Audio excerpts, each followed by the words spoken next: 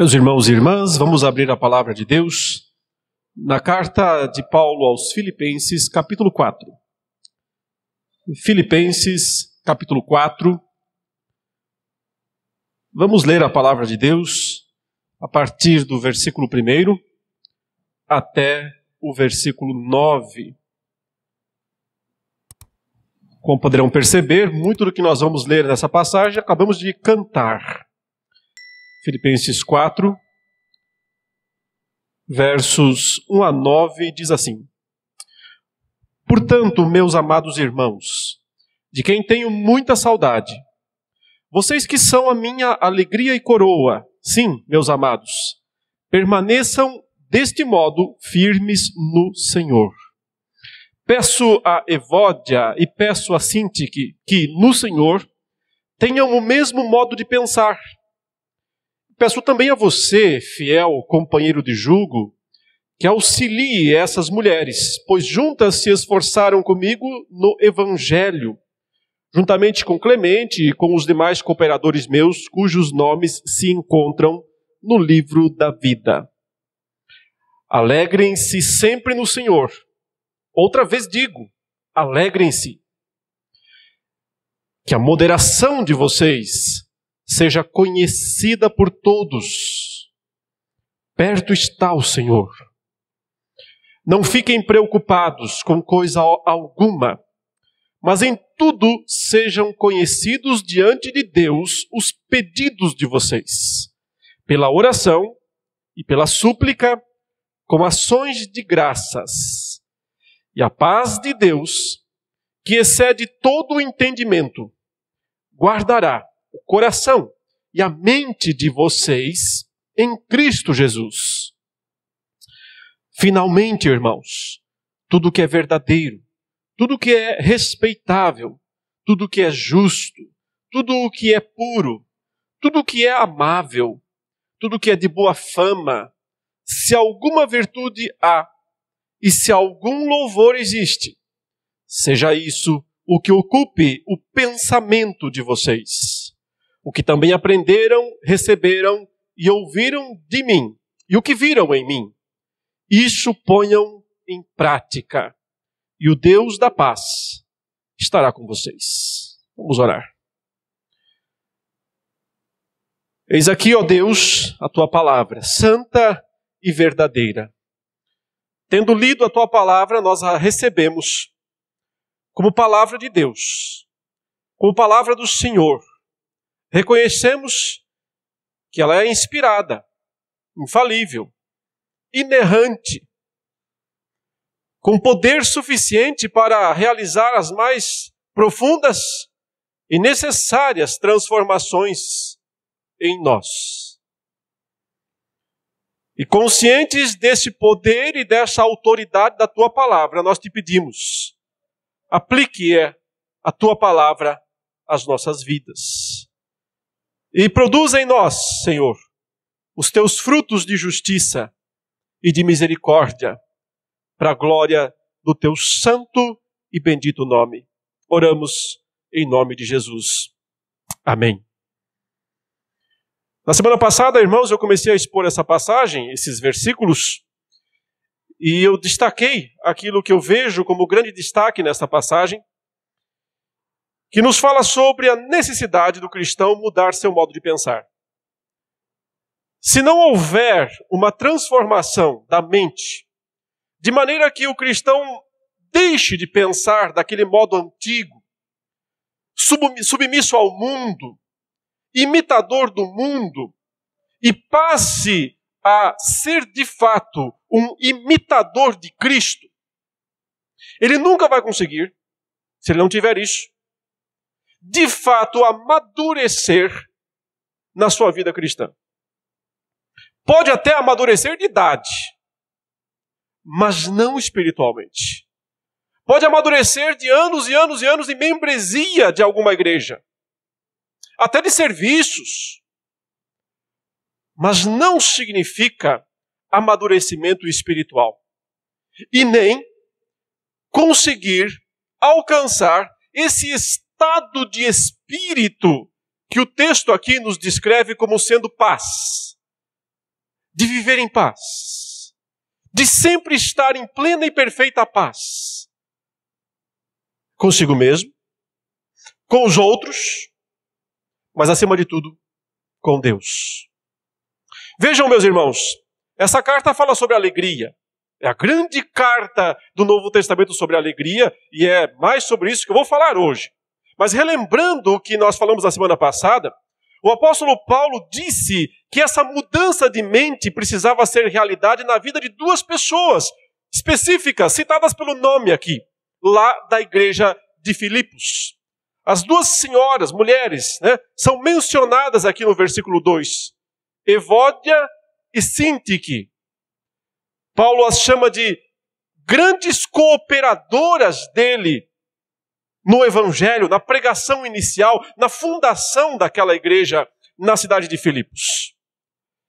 Elas foram muito usadas por Deus, Paulo diz. Elas, um outro obreiro aqui, um outro irmão aqui chamado de Clemente, e Paulo também cita alguns outros cooperadores sem dar o nome deles, mas reconhece que os seus nomes estão lá no livro da vida, onde de fato importa, Porque não adianta nada registrar publicamente o nome de alguém se esse nome não estiver, de fato, no livro da vida.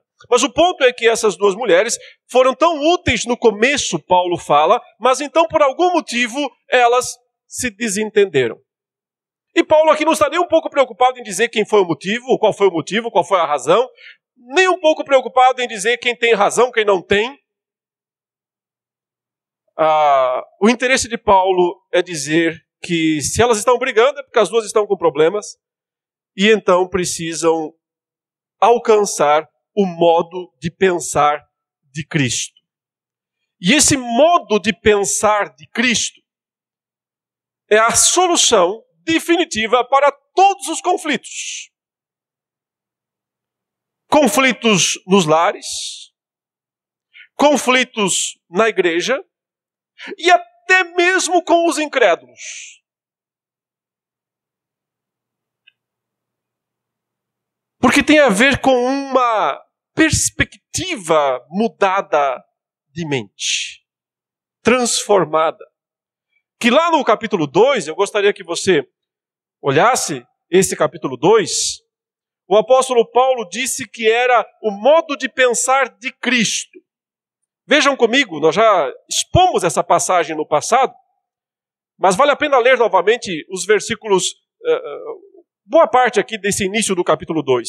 Veja o que Paulo diz aqui, podem acompanhar. Portanto, se existe alguma exortação em Cristo, alguma consolação de amor, alguma comunhão do Espírito, se há profundo afeto e sentimento de compaixão, então completem a minha alegria, tendo o mesmo modo de pensar, tendo o mesmo amor e sendo unidos de alma e mente. Não façam nada por interesse pessoal ou vaidade, mas por, e aqui está a grande palavra que descreve esse modo de pensar de Cristo, mas por humildade. Cada um considerando os outros superiores a si mesmo, não tendo em vista somente os seus próprios interesses, mas também os dos outros. E a pergunta que fica é, e como é que alguém consegue fazer isso? E como é que alguém consegue alcançar esse tipo de sentimento, esse tipo de mente, esse tipo de pensamento? A explicação vem na sequência. Ele diz no verso 5, tenham entre vocês o mesmo modo de pensar de Cristo, que, mesmo existindo na forma de Deus, não considerou o ser igual a Deus algo que deveria ser retido a qualquer custo. Pelo contrário, ele se esvaziou, assumindo a forma de servo, tornando-se semelhante aos seres humanos e reconhecido em figura humana, ele se humilhou, tornando-se obediente até a morte e morte de cruz. E depois sabemos que o que decorreu dessa auto-humilhação de Cristo foi a sua exaltação, pelo que Deus o exaltou, o levou aos céus, colocou acima de tudo e de todos. Mas o ponto fundamental aqui é que a essência do pensar de Cristo, do pensamento de Cristo, aquilo pelo que Cristo se guiou durante toda a sua trajetória aqui nesse mundo, foi um sentimento de abrir mão sempre dos seus direitos. Ele se humilhou.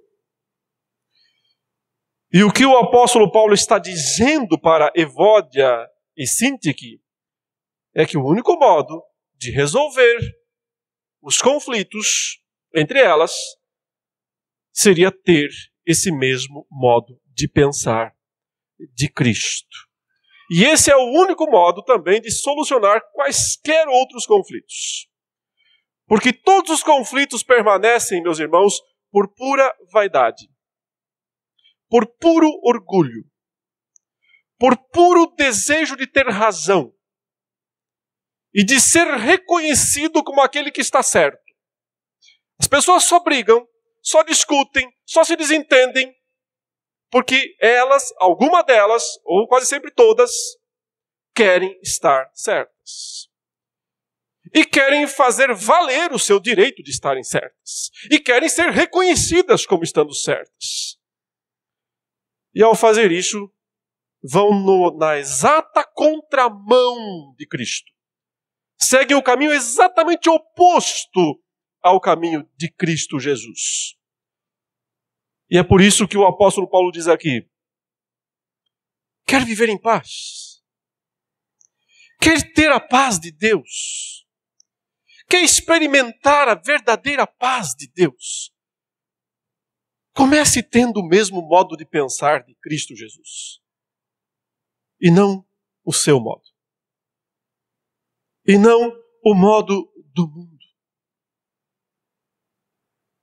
E mais, isso não apenas garante ter o modo de pensar de Cristo, não apenas garante que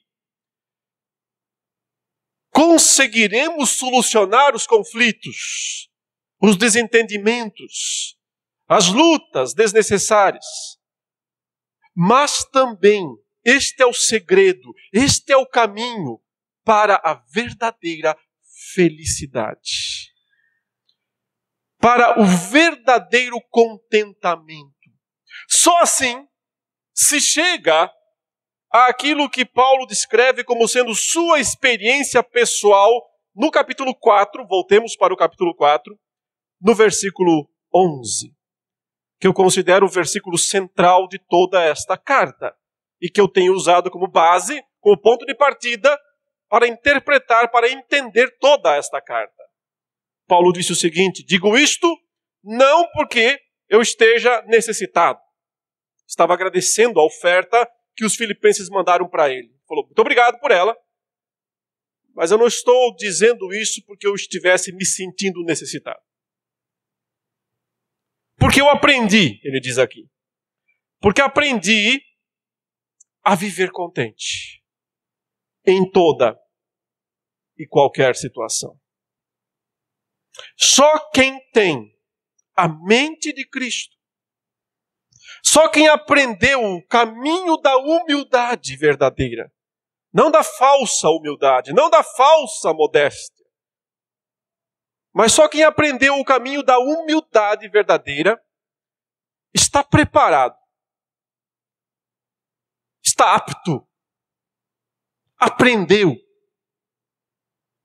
o que significa viver contente em toda e qualquer situação. Mas para que a gente possa, de fato, ter mais recursos para fazer isso ser real em nós, essa grande passagem do capítulo 4 nos dá, então, esses recursos. Note, primeiro a teoria, depois a prática. Primeiro a teoria, eu tenho que entender o que é isso, eu tenho que entender o que é a mente de Cristo. Depois a prática, eu tenho que fazer, eu tenho que praticar, eu tenho que colocar isso em prática. Ou do contrário, eu não experimentarei de fato a paz de Deus que excede todo o entendimento. Vejam como Paulo, nesta passagem, ele apela para que os crentes pratiquem isso. Entendam a teoria e depois coloquem em prática. Ele faz isso principalmente no versículo 8, ou melhor, no versículo 9, né? O que também aprenderam, receberam e ouviram de mim, e o que viram em mim, isso ponham em prática. E o Deus da paz estará com vocês. Porque frequentemente, meus irmãos, o problema não está na teoria. Porque frequentemente grande parte dos cristãos entende, sim, essas coisas. Compreende, sim, o exemplo de Cristo. Sabe, sim, que precisa imitar o modo de pensar de Cristo. Frequentemente, o problema não está na teoria.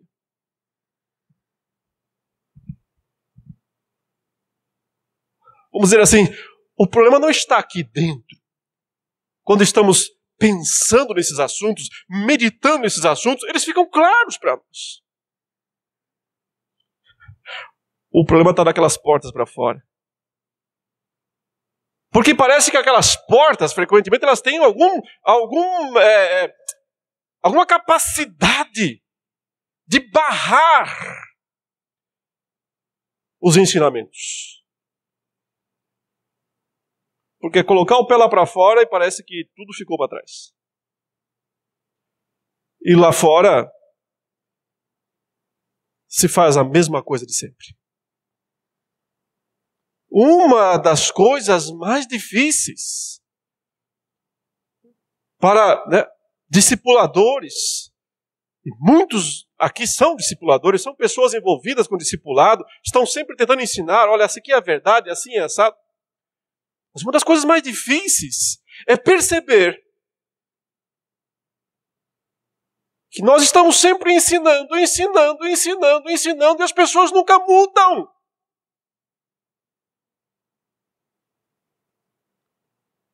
E são sempre as mesmas.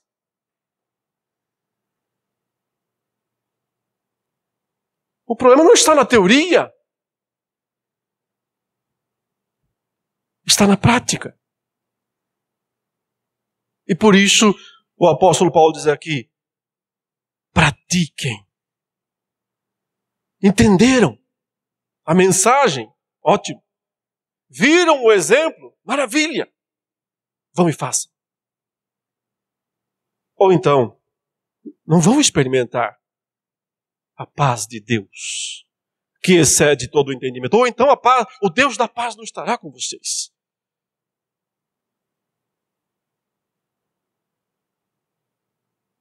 Então vejam, meus irmãos, 3 atitudes práticas, extremamente práticas, que esta passagem aqui entre os versículos 4 e 6 nos dá.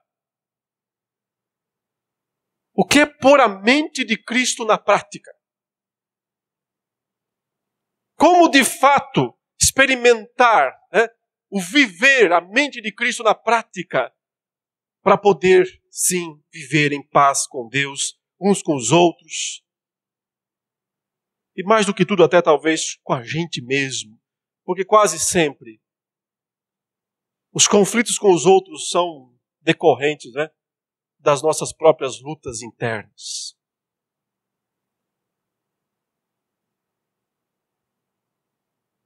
Então, em primeiro lugar, Paulo dá uma ordem expressa e repetida. Versículo 4. Evódia, Sintique, vocês todos aí de Filipos, vocês todos aí de Santo Amaro, vocês todos aí do mundo, vocês cristãos, façam sabe o quê? Alegrem-se sempre no Senhor. Outra vez digo, alegrem-se. Eu não sei quanto a você, mas nas primeiras vezes que eu li aqui esse texto, eu tinha muita dificuldade de entender, até de aceitar o que Paulo estava dizendo aqui. Porque na minha mente, na minha cabeça, alegria não é algo assim que pode ser mandado. Se pode dar uma ordem. seja feliz. Como assim? Não, não dá, né? Alegria depende de circunstâncias. Precisa de acontecimentos. Alguma coisa tem que acontecer para que eu fique feliz, para que eu fique alegre. Tem que haver alguma coisa despertando a alegria. Então, eu estranhava lendo esse texto e dizia, mas como assim? Que ordem é essa? É o mesmo que ir até a pessoa que está em prantos por causa de alguma perda, algum sofrimento terrível, e você chega lá e bate no ombro dela assim, alegre-se! Vai te olhar e dizer, você não está entendendo a minha situação? Como assim, alegrem-se? Não é uma ordem um tanto quanto estranha? Estranha para quem não tem a mente de Cristo. É por isso que estou dizendo que é colocar em prática aquilo que já se entende na teoria. Se alguém não tem a mente de Cristo, isso aqui não vai valer. Será impossível. Porque quem não tem a mente de Cristo não consegue se alegrar na humildade, no sofrimento. Ele só vai se alegrar se tudo estiver bem. Se estiver experimentando coisas boas, extraordinárias e alegres. Mas sim, meus irmãos, alegria é algo que nós temos que ter e fazer. E é uma ordem aqui, não é um por favor, tentem ser alegres. É, meus irmãos, alegrem-se sempre no Senhor. Outra vez digo, alegrem-se, Paulo diz aqui. Porque, claro, não é uma alegria em coisas, não é uma alegria em circunstâncias, não é uma alegria em objetos, não é uma alegria em posses, não é uma alegria em experiências, não é uma alegria em emoções. É uma alegria no Senhor.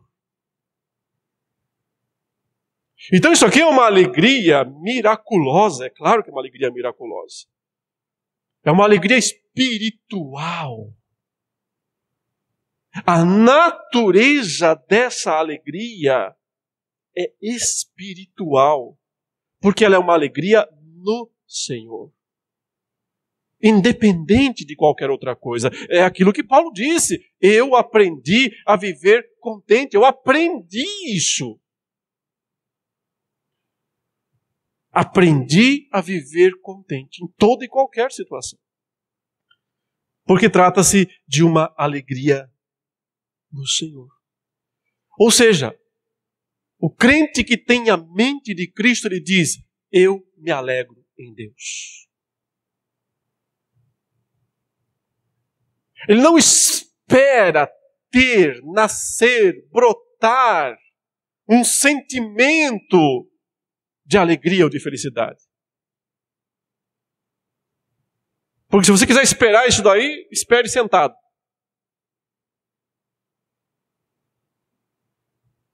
Você nunca vai ver isso acontecer. Ou será uma coisa tão efêmera que vai aparecer e sumir, aparecer e sumir. O crente lhe diz, é minha obrigação ser alegre no Senhor. Eu não tenho o direito de não ser alegre no Senhor. Mas por que no Senhor? Além do fato de ser algo altamente espiritual, tem a ver, meus irmãos, com o que o Senhor significa para nós. É se alegrar no que Ele é, no que Ele significa, no que Ele representa. É saber quem é Deus, é saber quem é Jesus Cristo. É entender o que Ele fez, é relembrar que Ele se humilhou, que Ele se esvaziou, que Ele se fez servo por amor de nós, que Ele foi até a cruz por nós, que Ele morreu pelos nossos pecados, mas que também ressuscitou, e que triunfou sobre a morte, e que subiu aos céus, e que está à direita de Deus, e que diante dele tem que se dobrar todo o joelho, nos céus, na terra, debaixo da terra, e que toda a língua tem que confessar que Ele é o Senhor. Não tem coisa maior para se alegrar na vida do que essas verdades. É se alegrar nessas verdades a respeito de Deus, a respeito de Jesus Cristo, a respeito do nosso Senhor. Nós não temos o direito de não nos alegrarmos nessas coisas, porque elas são grandes demais, grandiosas demais. A vida de Cristo é grandiosa demais para eu não me alegrar nela. E se eu não me alegro nela, eu não sei nada a respeito de Cristo. Então eu não entendo coisa alguma a respeito de Cristo. Se o nosso coração, ao pensar, ao meditar, ao nos lembrarmos de tudo que Cristo é, de tudo que Cristo fez por amor de nós, não há alegria em nós.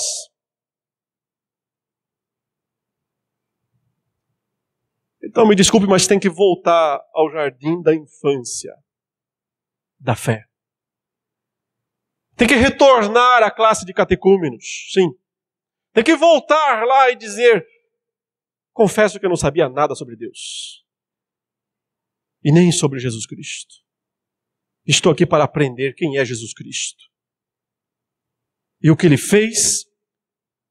E o que Ele significa. Porque eu tenho que me alegrar nele e eu não tenho feito isso.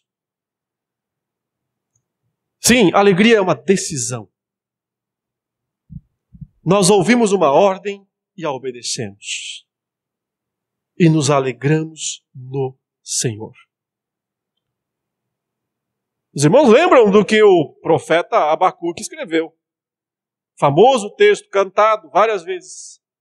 Eu gostaria de relembrar o que ele disse no capítulo 3, os versículos 17 e 18. Vejam a decisão do profeta. Primeiro ele narra o que pode acontecer. Depois ele diz o que ele fará, independente do que acontecer. Ainda que a figueira não floresça, nem haja fruto na videira, ainda que a colheita da oliveira decepcione, e os campos não produzam mantimento, ainda que as ovelhas desapareçam do aprisco, e nos currais não haja mais gado. Mesmo assim, eu me alegro no Senhor e exulto no Deus da minha salvação. Mesmo assim, eu me alegro e ponto final. Colocar a mente de Cristo na prática significa se alegrar em Deus, em qualquer situação. O Senhor Jesus, durante a sua vida aqui na terra, Ele mostrou isso o tempo todo. Uma plena alegria em Deus. Em qualquer situação, em qualquer momento, sendo reconhecido pelos homens, não sendo reconhecido pelos homens, sendo aplaudido, sendo vaiado, não importa. Quando o profeta Isaías profetizou que Jesus seria o servo sofredor, que seria maltratado, né, como diz o capítulo 53, que seria humilhado por amor do povo dele. Mas depois de tudo isso, o profeta disse, mas ele se alegrará vendo o resultado do seu penoso trabalho. O Senhor Jesus mostrou na sua vida a verdadeira alegria em Deus, que Evódia, que Sintique precisavam ter, que nós precisamos ter, e não temos nenhum motivo para não termos isso. Mas notem na sequência, o versículo 5, ele diz que a moderação de vocês seja conhecida por todos. Perto está o Senhor. Outra ordem direta e clara, franca. Sejam moderados. Moderação aqui é equilíbrio. É a pessoa que sabe se conter. É domínio próprio, que é um fruto do Espírito. E por que Paulo fala moderação aqui para Evódia e Sintique? Porque, obviamente, elas não estavam praticando moderação, estavam discutindo.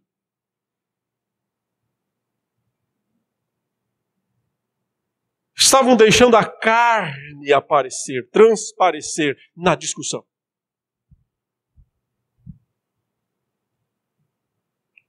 Que a moderação de vocês seja conhecida por todos, Paulo fala. Que todo mundo veja que vocês aprenderam o que significa ser calmo. É esse o termo, calmo. O contrário de nervoso, o contrário de exacerbado, o contrário de alguém que se deixa levar pelas emoções, pela ira. Mas também não é o oposto disso. Porque uma coisa, não há equilíbrio naquela pessoa que explode. Não há equilíbrio. Obviamente não há. E é fácil de ver que não há equilíbrio em quem explode. Mas também não há equilíbrio no covarde. No outro extremo.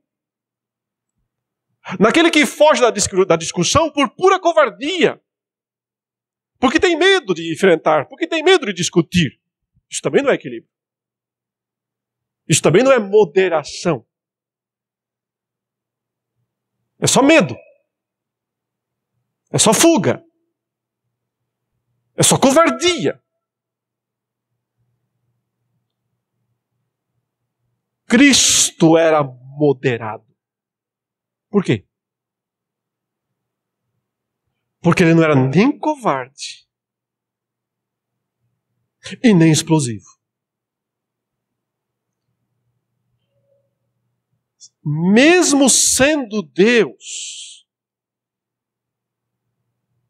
e podendo, se quisesse, a qualquer momento estalar o dedo e fazer aquelas pessoas todas que tanto o prejudicaram virar em pó. Ele jamais o fez. Não porque não pudesse, não por covardia, não por fuga, mas por moderação. O Senhor Jesus jamais saiu em defesa própria. Nós só temos uma ocasião em que Jesus parece explodir, não é? Nós nos lembramos dela frequentemente. Quando ele pegou um chicote e entrou na área do templo e expulsou de lá os cambistas e vendedores que tinham transformado a casa do Senhor em covil de salteadores. Mas não fez isso em defesa própria. Fez isso por causa do nome de Deus que estava sendo blasfemado naquele lugar. Uma pessoa moderada não é uma pessoa covarde. Não é uma pessoa que ela não faz aquilo que tem que fazer quando tem que fazer. Não é alguém que na hora certa, no momento certo, não sabe dar uma palavra dura, porque às vezes tem que dar uma palavra dura. Não é alguém que não tem atitudes. É alguém que sabe o momento certo de agir. E não põe os pés pelas mãos. E não atravessa na hora errada. É alguém que sabe buscar a glória de Deus em primeiro lugar. E só quando a glória de Deus está em risco é que essa pessoa se levanta e pega um chicote se precisar. Mas nunca para defender o próprio nome. Nunca. nunca para defender a própria imagem. Cristo nunca se preocupou em fazer isso. Mas foi sim moderado, equilibrado durante toda a sua vida. E por isso suportou o fardo, o peso da cruz em nosso lugar. E por isso também ele ascendeu aos céus triunfante e vitorioso, e ao nosso grande exemplo. Porque tinha um modo de pensar que nós precisamos imitar. Mas outra vez, como é que eu posso ser isso? E a resposta é, eu não tenho opção. É ordem. É pôr em prática. É o que eu tenho que ser, mesmo que eu não queira ser. Mesmo que eu não tenha habilidade para ser. É praticar aquilo que eu devo ser porque eu tenho a mente de Cristo. Mas aqui Paulo parece nos dar um incentivo adicional para fazer isso. É essa frase que aparece no final, antes da próxima declaração no versículo 6, né? Essa frase no final do verso 5. Perto está o Senhor. Eu sempre fico pensando, por que ele colocou essa frase aqui? O que ele queria dizer com isso? Perto está o Senhor. Queridos, eu frequentemente interpretei isso aqui como sendo uma referência à volta de Cristo, à segunda vinda de Jesus. E, em algum sentido, se aplica assim. Mas hoje eu tendo a pensar que não é esse o ponto principal. Quando ele fala perto está o Senhor, não é porque ele está perto de voltar, o que é verdade, a gente sempre tem que pensar isso, que ele está, a sua volta está próxima. Mas aqui é perto mesmo. É perto de, ele está do seu lado. Ele está junto. E por que Paulo diz isso? Porque o Senhor está perto. Porque esse é o grande incentivo para sermos pessoas moderadas. Porque o juiz de todas as causas,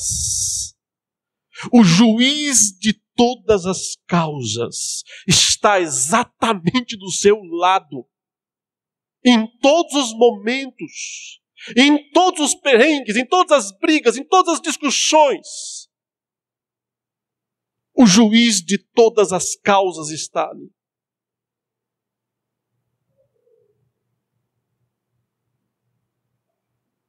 Não precisamos de testemunhas. O próprio juiz está ali. O próprio Senhor que disse: a mim pertence a vingança. Que disse: eu retribuirei. Nas injustiças do mundo, nas injustiças às quais nós frequentemente somos submetidos, a nossa tendência, a nossa reação natural é fazer justiça com as próprias mãos ou com as próprias palavras. Sim, porque justiça com as próprias mãos a gente raramente faz. Mas justiça com as próprias palavras, isso nós fazemos o tempo todo. Ou tentamos, pelo menos. Ou nos iludimos achando que conseguimos.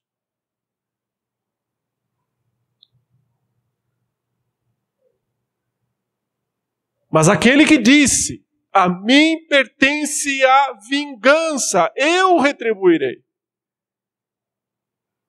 É o que Paulo está dizendo. Ele está do seu lado. Então seja moderado. Porque não cabe a você tomar vingança. Não cabe a você fazer justiça com as próprias palavras. Mas esperar que o Deus que justifica o crente se manifeste. E ele se manifesta mais cedo ou mais tarde, mostrando-se a justiça dele, mas também graças a ele mesmo, a sua misericórdia e o seu amor. O que é colocar a mente de Cristo em prática? É se alegrar no Senhor sempre. É ser moderado em todos, diante de todos. Porque é o Senhor quem está ali do lado. Mas Paulo nos dá mais um precioso recurso. E de certa forma, esse último recurso aqui vai nos ajudar a fazer ser prático os dois anteriores. Porque ele diz o seguinte: e não fiquem preocupados, ou, como diz a nossa antiga versão, né? Não andem ansiosos, ansioso, preocupado, com coisa alguma. Mas, em tudo, sejam conhecidos diante de Deus os pedidos de vocês, pela oração, pela súplica, com ações de graças. Então, a terceira ordem, a terceira situação aqui que nos ajuda a pôr em prática, a evidenciar de fato que nós temos a mente de Cristo, é abandonar toda a preocupação com autojustiça, toda a preocupação conosco mesmos.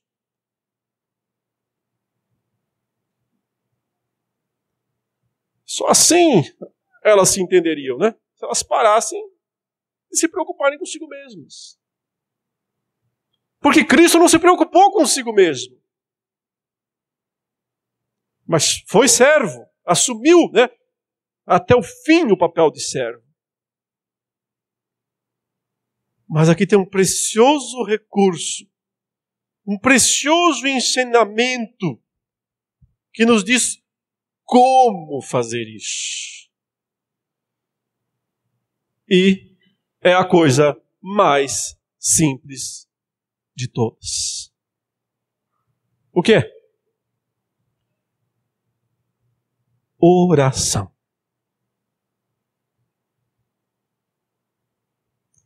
Se o Senhor está perto, Ele está, por que você vai ficar discutindo com os outros? Vai falar com Ele. Vai falar com quem resolve, com quem decide. Ficar batendo boca com subalternos? Você também é um. Não vai resolver nada. Vai falar com quem resolve a situação. Então, em tudo sejam conhecidas, ele diz, os seus pedidos. Você acha que uma situação não está justa, não está apropriada, não foi a melhor... Quem tem que ouvir isso?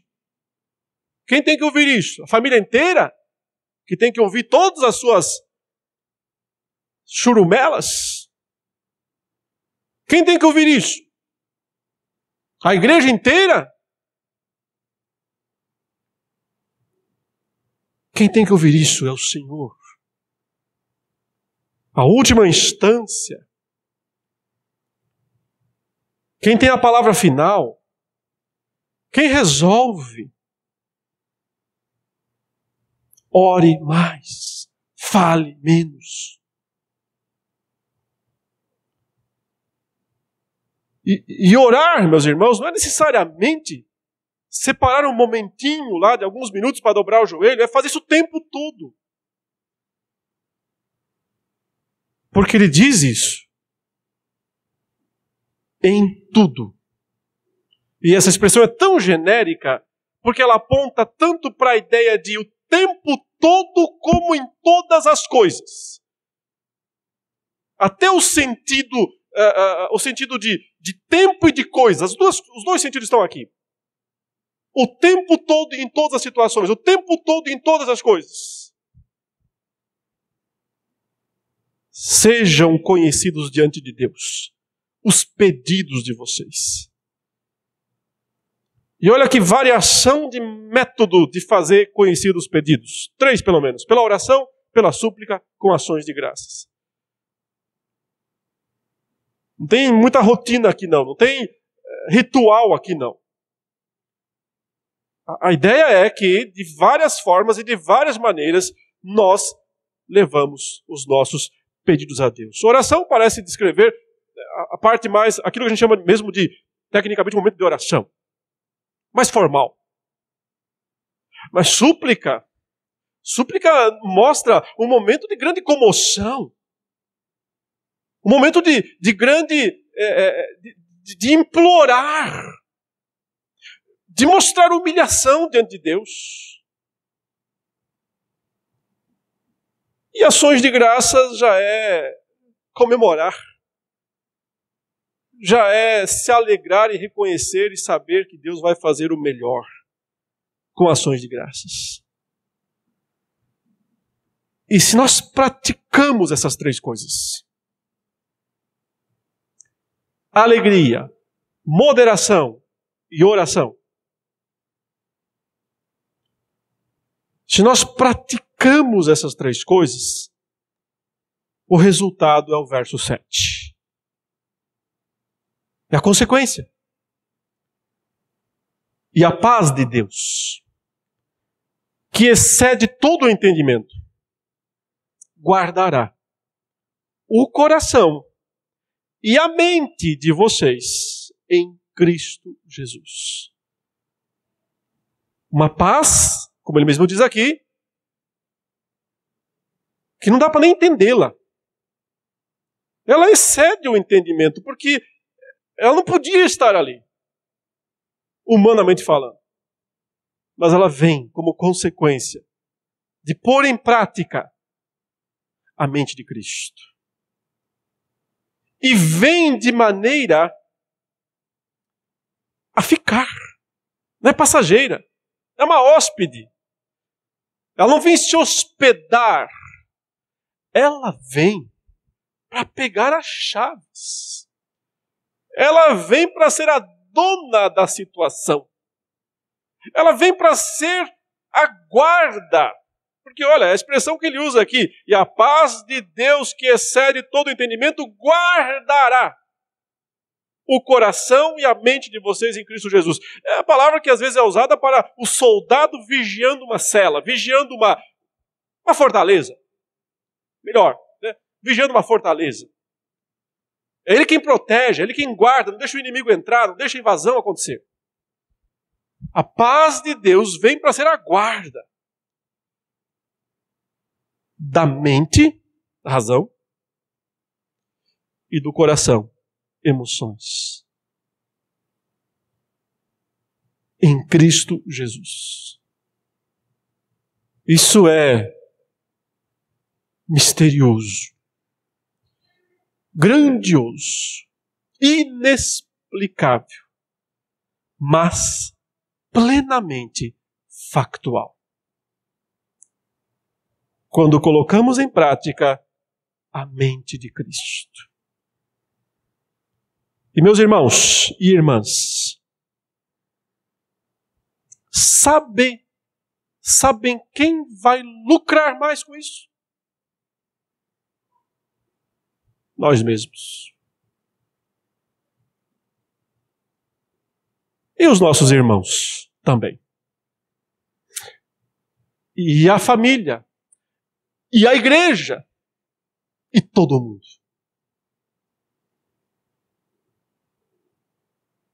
Aprendamos a pensar como Cristo. E pratiquemos estas coisas para a glória de Deus. Vamos orar. Senhor, dá-nos o poder de nos alegrarmos no Senhor. Dá-nos o poder de sermos moderados, equilibrados, nem covardes, nem explosivos. Dá-nos, Senhor Deus, a força para substituirmos toda ansiedade ou preocupação pela oração, pela súplica e pelas ações de graças. E enche o nosso coração e a nossa mente da paz, a paz eterna, a paz de Deus em Cristo Jesus. É isso que nós te pedimos. Em nome de Jesus. Amém.